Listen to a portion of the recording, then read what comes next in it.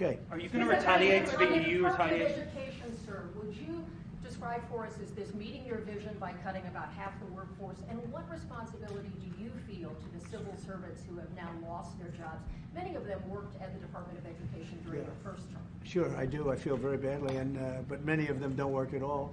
Many of them never showed up to work. Many of them never showed up to work, Kelly, and unfortunately, and that's not good. And when we cut, we go, and that's what I had a number of meetings with a lot of people over the last couple of months.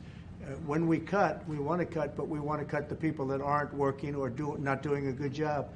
We're keeping the best people, and Linda McMahon is a real professional, actually a very sophisticated business person, and she cut a large number, but she kept the best people, and we'll see how it all works out. But our country was run very badly. I mean, whether it was that or contracts that were signed that was so bad, so obviously bad, and I go through them in speeches. I could go through them all day long. I could read for billions and hundreds of billions of dollars, and all of that fat and waste and fraud and abuse is being taken out.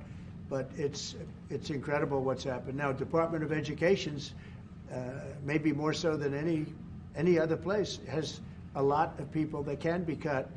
They're, number one, not showing up to work. Number two, they're not doing a good job.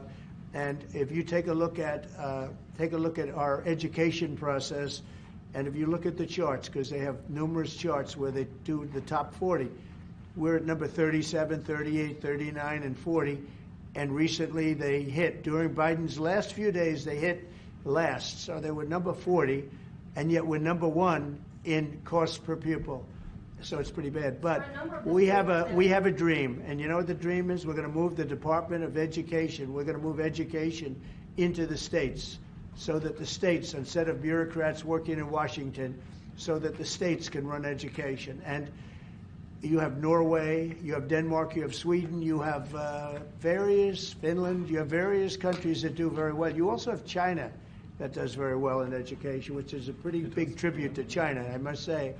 1.4 billion, and they're in the top 10, and it's pretty amazing. So we can't blame size anymore. Normally you'd blame size. It's too big. How can you do it? But China does it. So we think when you move it back to Iowa and Indiana and all the states that run so well, there's so many, I could name 30, maybe almost 40.